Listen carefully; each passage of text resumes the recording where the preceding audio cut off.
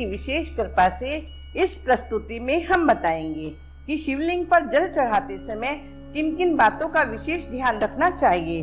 Number 1, प्रतिष्ठित शिवलिंग के दक्षिण दिशा से उत्तर की ओर मुख करते हुए जल चढ़ाना श्रेष्ठ है।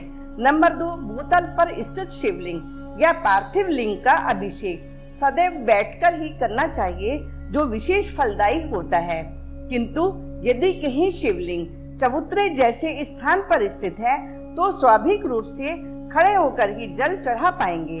नंबर 3, शिवलिंग पर धार लगाकर जल चढ़ाना चाहिए, क्योंकि भगवान शिव की पूजाओं में धारा पूजा विशेष महत्व रखती है, जिसमें घी, दूध, शहद, रस और गंगा जल से धार लगाकर अभिषेक किया जाता है। अलग अलग द्रव्यों से किया गया अभिषेक अलग अलग रोगों की शांति और अलग अलग भोगों की प्राप्ति के लिए किया जाता है। समझने का विषय है कि धारा पूजा पातकों का नाश कराने वाली होती है।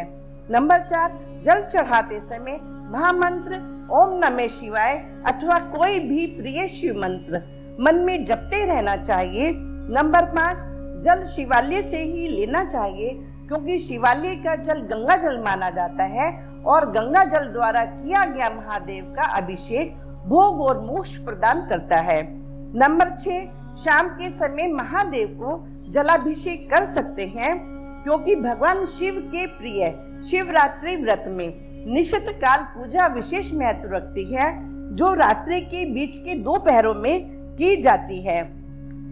लेकिन ध्यान का विषय है कि कई शिवालयों में शाम के समय भिन्न भिन्न धान्यों, फलों या फूलों द्वारा महादेव की विशेष श्रृंगार पूजा की जाती है। उस समय जल चढ़ाकर उस पूजा को बिगाड़ना ठीक नहीं।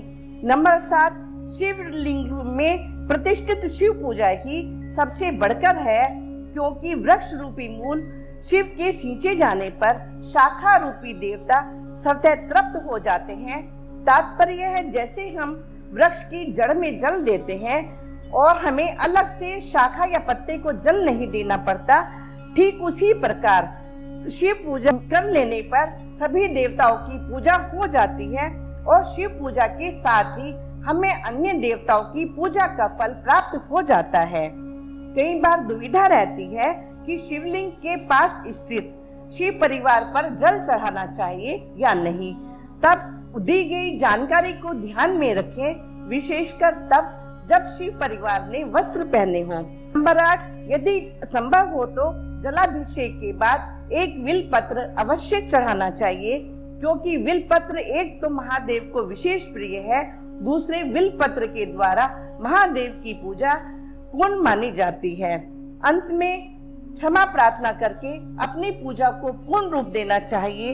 अज्ञानादि यदि वा ज्ञानादि यत् पूजादिकम मयम कृतम तदस्तु सफलम कृपया तब शंकर।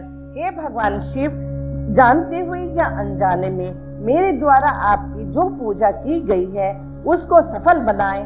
फिर मिलेंगे किसी विशेष जानकारी के साथ। हर हर महादेव, जय मां जगजननी।